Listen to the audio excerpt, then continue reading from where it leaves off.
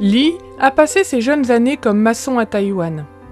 Avec une ambition de carrière, il a commencé à travailler chaque jour après jour, semaine après semaine. Le stress constant est devenu si écrasant qu'il a commencé à boire, à fumer et à jouer aux jeux de hasard pour faire face à la situation.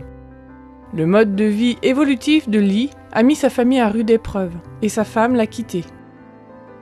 Peu de temps après qu'elle soit partie, il a eu une attaque. C'était si grave qu'il était paralysé du côté gauche de son corps, incapable de bouger. Lee a subi une opération d'urgence pour retirer un caillot de sang, ce qui lui a sauvé la vie. Mais tout cela n'a pas suffi pour qu'il fasse des changements.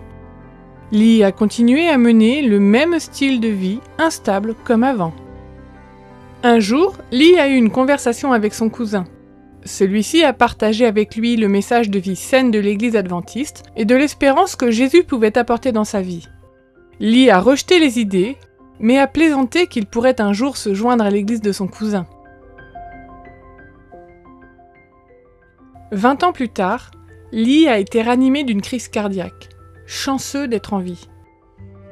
C'était à ce moment qu'il s'est rappelé les mots de son cousin. Il cria à Dieu d'être avec lui.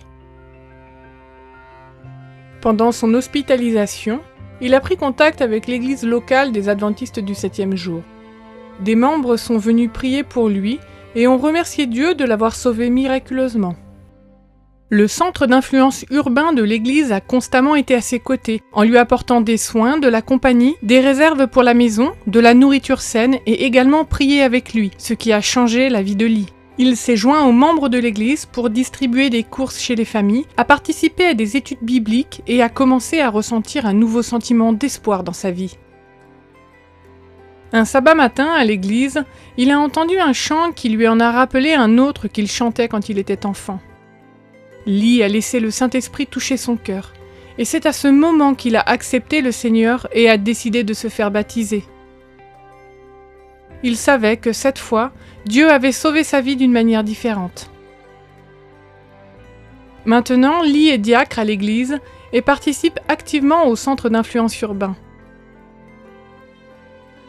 En 2018, une partie de l'offrande du 13e sabbat a permis de construire plusieurs centres d'influence urbains dans tout Taïwan.